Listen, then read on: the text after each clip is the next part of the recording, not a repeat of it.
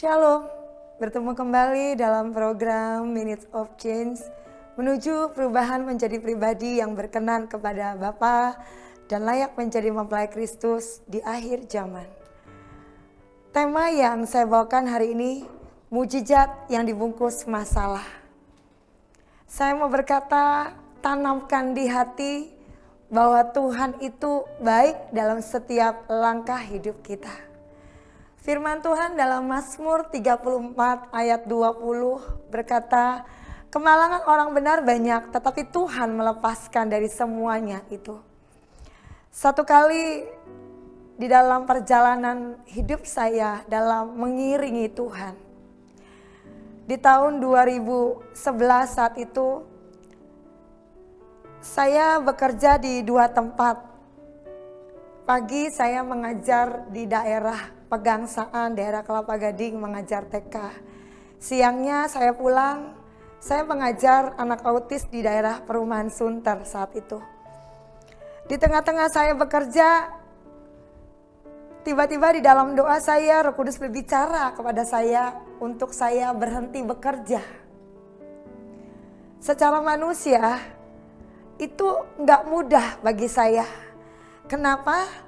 Karena di tahun itu saya sudah memiliki 2 anak. Selain itu menurut penghasilan di tahun itu, penghasilan saya lebih tinggi saya mengajar di 2 tempat daripada penghasilan suami saya saat itu. Jadi otomatis logika saya sebagai manusia itu jalan.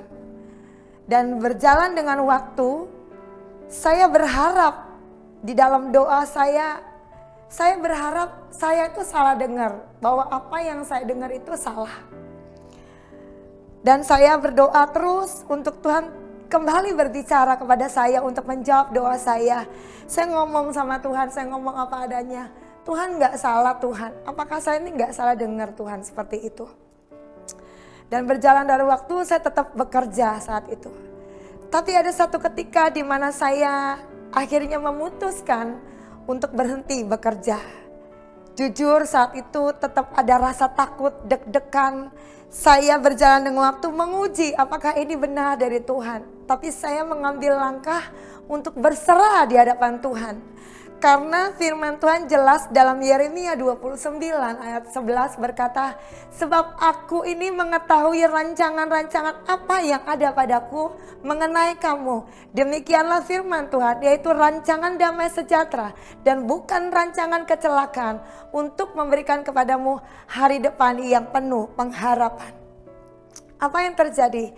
Setelah saya mengambil keputusan untuk saya benar-benar berhenti bekerja, 3 hari kemudian Tuhan berbicara kembali lewat Roh Kudusnya kepada saya. Dia berkata seperti ini, karena waktu itu waktu saya mengambil keputusan, saya ngomong gini, karena saat waktu saya angkat tangan, saya berserah di dalam doa saya, saat waktu saya ngambil keputusan, saya ngomong gini sama Tuhan, saya ngomong apa adanya. Bapak, kalau boleh cawan ini berlalu, biarlah berlalu. Tapi jangan kehendakku yang jadi ya Abah ya Bapak. Tapi biar kehendakmu yang jadi. Setelah saya berbicara seperti itu di dalam doa. 3 hari kemudian Roh Kudus berbicara kepada saya. Roh Kudus berbicara seperti ini. Nak, engkau akan pergi ke tempat di mana aku berkata, kalau boleh cawan ini berlalu. Di situ hati saya dilingkupi dengan damai sejahtera. Dan apa yang terjadi? Akhir bulan di mana saya memutuskan untuk tidak berhenti bekerja. Taat apa yang menjadi tuntunan Roh Kudus.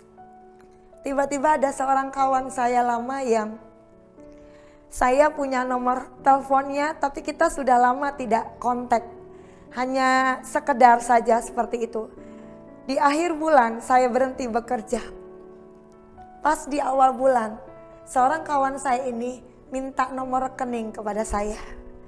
Dan dia mengirimkan uang, mentransfer uang kepada saya. Persis menjadi apa yang menjadi total gaji saya 2 tempat itu.